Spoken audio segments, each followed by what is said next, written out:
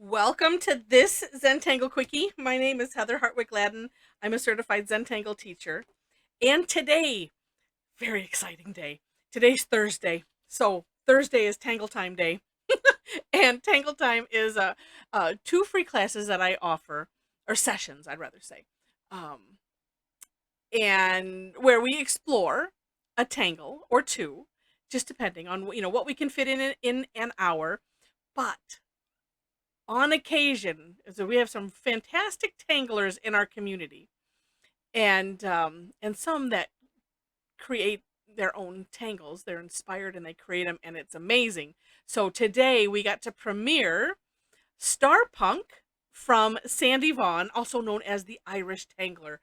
That's her handle on Instagram. I will have links to her step outs, some of her artwork, which will also have links to her Instagram, so you can see the beautiful work that she did, what inspired her, all of that kind of stuff. It's a fantastic tangle. We had a lot of fun with it today. If you are interested in joining us on a Tangle Time, we would love to have you. Information is on my website. If you and that link is in the description section also. But I have a link on the big menu on my page that says classes/sessions. Check it out. There's ways to follow me on like Eventbrite and Meetup.com and Facebook and stuff like that, so that way you can see when things are posted. Anyway, connect with me if you have trouble finding anything, but would love to have you join us in exploring regular tangles as well as special days like today when we are premiering a brand new tangle. All right, so this one starts off.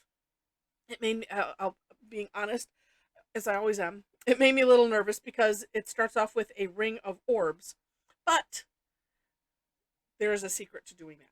So here's what we're gonna do: is let me make sure that I can hand this scene right. Okay, good. All right, so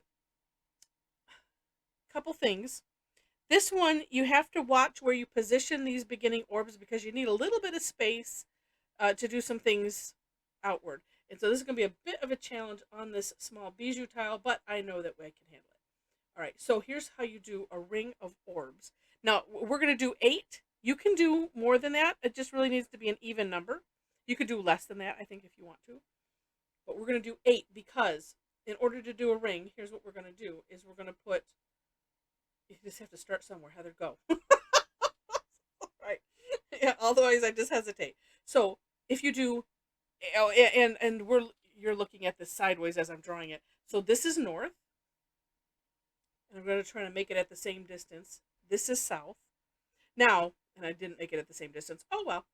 Now you could do this and do east west, or turn your tile if that makes it easier. And actually, it's probably easier.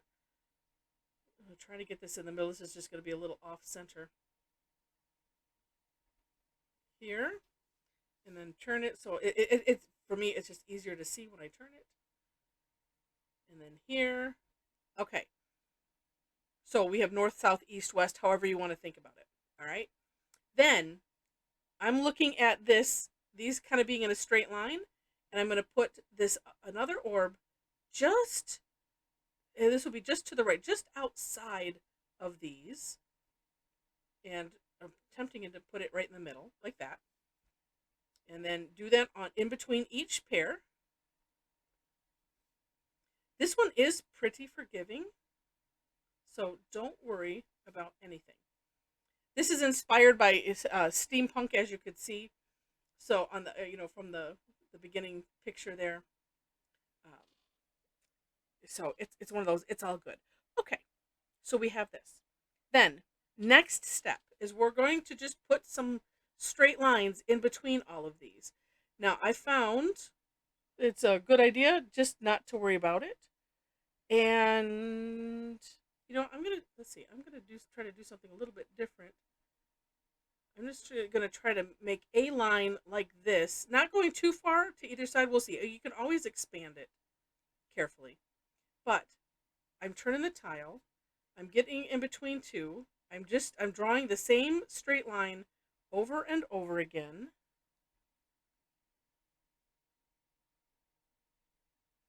And again, just turning the tile, trying to get it, as close to center between them as possible. But you can see how just drawing the straight line and then turning the tile, it's like, I couldn't have planned that. And that's one of the things that when I was looking at this, I'm like, oh, I don't know if I can do that. But you can. We all can. All right, so once you have this, then, and actually these ones, I'm gonna expand these just a little bit higher. So what we're gonna do is, so pick one to start, and we're gonna draw a slightly curved line on the at the top of those two. Now whichever way works better for you. You can go. We're gonna go over, under, or you could always do. Okay, here's over, and I'm gonna expand this one just a smidge. Okay, here's another over. So you could do all the overs and then come back and do the unders. Up to you. One thing that let me make sure I do it right. One thing that I found that's kind of helpful is, as I'm going, I'm picturing a larger orb in both. So one on the outside, one on the inside. It's kind of helpful. The outside one isn't as important, I suppose, as this one on the inside, because here things could go a little bit. No, it looks, because it's closer, it can look a little bit more off. All right, and like this one, yeah. So I'm just gonna expand that one a little bit, like so. Okay, then we're just going to focus on these ones on the outside. Now, I will make a comment. We could probably have split up a number, and I might redo these at some point. And if I do, I'll put the new link in the description section, because we could split out the actually this step number 3, and so we could put the overs in one and the unders in another step. I mean, we could do that and make this. I don't know. It would be like. It would be a lot of steps visually, but just know that you look at it. There's essentially 2 steps, but the steps are similar. One is on the outside, one's outside, and one's on the inside. Okay, the next one we're going to do is I was actually putting these lines up first, like this, and you don't have to. So we're coming a little ways in from the edge on this outside line. This one, though, you do have to make it big enough, because and let me draw one of the lines. Hopefully this will be big enough. If not, we just make do. Okay, so it has to be big enough that we're gonna do an aura. Yeah, one aura here, and then another aura here. So it has to have a little bit of space there. Just as a warning. Take a look at that as you're playing with it.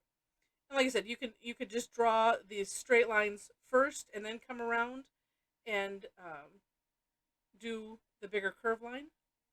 Completely up to you. Sometimes it just depends on the tangle. Sometimes it's easier just to do it this way. That way, I run less of a risk of goofing something up. All right, so now we have the outer one done. We're going to do a similar stroke down here on the bottom. So these curve lines, and this one's it's a little bit more touchy because we don't have a whole lot of space here. And this one, actually, that's a bit deep. It doesn't have to be that deep, but you can play with it. I'm going to try to at least make them consistent.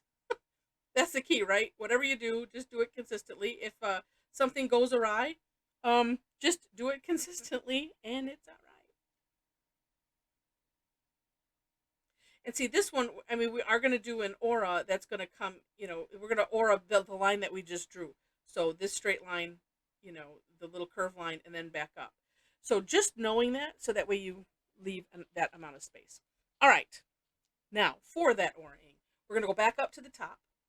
And this one, we're going to aura the top of this. And so you pick your space. I kind of like to draw these 2 lines here. And then I'm just doing the same thing that I did up here. So I'm not thinking about aura-ing or anything, because I was finding that was making I was hesitating a little bit too much. if I was thinking about aura-ing everything, it's like, nope, let's just do these two, get the height about right, and then just draw that curve line. And what's nice about all of these curve lines is if you plant your hand and then you use that natural curve, then you have a bit more consistency. All right. Then if you're, if you're having to move it or something like that. So I like to rely on that as much as possible. So we'll get all of these.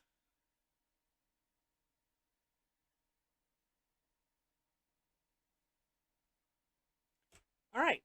Then, similarly, in the bottom. Yeah, and this one, I mean, well, no, I'm not going to necessarily get that, do the curve line, but it's not, use the curve of my hand like this. But this one, it's not so big, so it's not as crucial. When you have a big area like this, it's just a lot nicer to use the hand pivot. We gotta come up with a name for that. This one too, it's kind of good to have those first lines in close enough so that way you have room. I didn't necessarily want this to be lined up with this. I wanted it to be, offset just a little bit, but it's one of those, it's all right. Had I been paying closer attention. But in the end, it doesn't matter. Okay. Last box. So we're going to aura. This one we're going to, and we were joking that these end up, in this way, they look kind of like flower pots. So we're going to do the bottom of the flower pot. So we're aura-ing here. This one I kind of just did every step. Oh, we got real close to that there. Orb. Like that. And we'll do each one of those.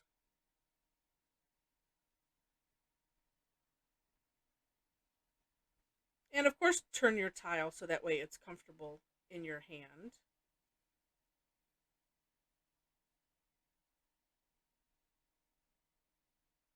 And go slow enough so that way, I saw that line, it's like, whoa, I'm getting a little close to the edge. No.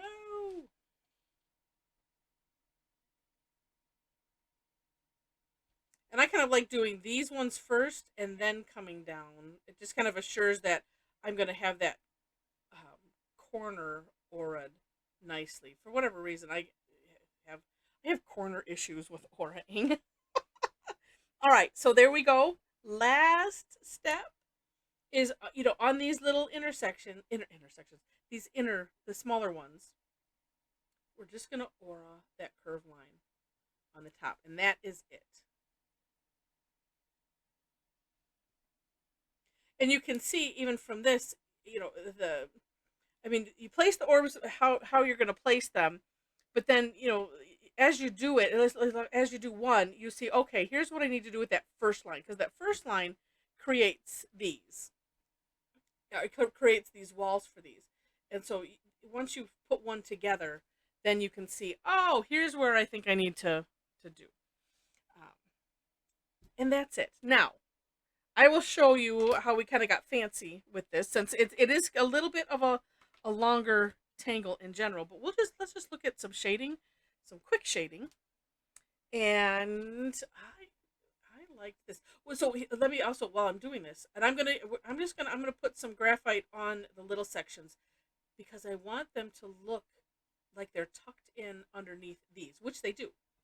What's neat about what Sandy did here with the aura-ing, and as you can see, it helps. It looks like this is a piece, right, that is aura'd all the way around, and it's like, well, I think of it. Well, no, you can't really think of it two ways. It's almost like a puzzle.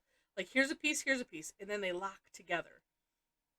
At first, I was thinking, well, it could look like like this was solid, and the other is just attached. But really, they all look like pieces put together, and it's just neat. But all of that aura-ing creates that neat effect, and it was just, Sandy, you're just brilliant.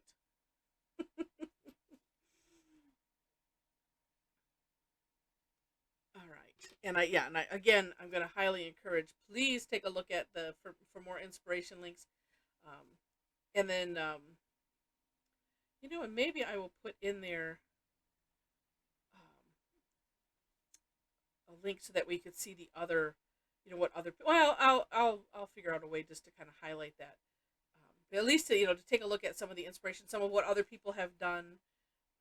If you subscribe to my blog, so if you go to my website, and on the right hand side under the big pink menu, pink/pinkish reddish menu, it says follow this blog or follow me or something like that.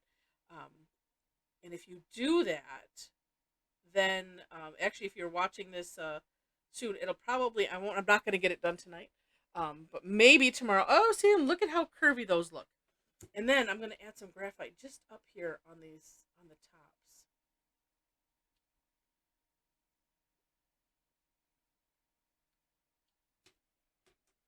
And we'll do that.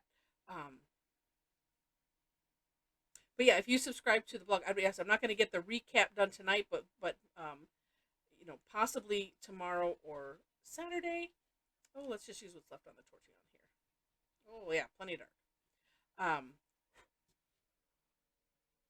Oh, I think I like it just like that. Okay, very, very cool. And then we can decide, oh, let's add some contrast while I'm finishing chatting about this. We'll leave a little shine. Okay, we'll just fill these in because it's nice to have a contrast. But you can have so much fun playing with these, with so many different things in here. And if I would just stop interrupting myself. Oh yeah. So anyway, so follow my blog so that way you will see if you're watching this, sometime past the time of the recording. If you go to my blog, I mean, still, I appreciate the subscriptions anyway. And there should be, I think it's called the blog page or something. You will find, or maybe it's like most recent, and you'll find a link to it, to the recap for this. And that way you can see all of the really, really cool things that everyone that was on the session did. It was at both sessions. It was absolutely, absolutely amazing. Such a fun tangle. All right, so let's do that. That adds some contrast. Oh, so neat. So neat. All right, so this one I kind of did the same way. But I did it on a stained tile from our tile prep class. And because I kind of thought, well, two things. First, I was thinking, well, that looks steampunkish. And then also, I mean, it's green and orange, and that's good for Ireland. So this one, I put what I was thinking was rivets here. Oh, I was going to do that somewhere else, too. Oh, I was thinking about on the side, but I decided not to. But I just put some little orbs. This is perfing. It's a tangle enhancer. And I did a little crescent in each of the orbs so it looks like it's a hole. So it gives it some depth. And then we kind of made a like a water drop out of the center, and added some white, colored in some of that aura ing. And then this one, and after seeing the really super neat things that some did, oh my gosh! And this needs to have a little curve on it. There we go.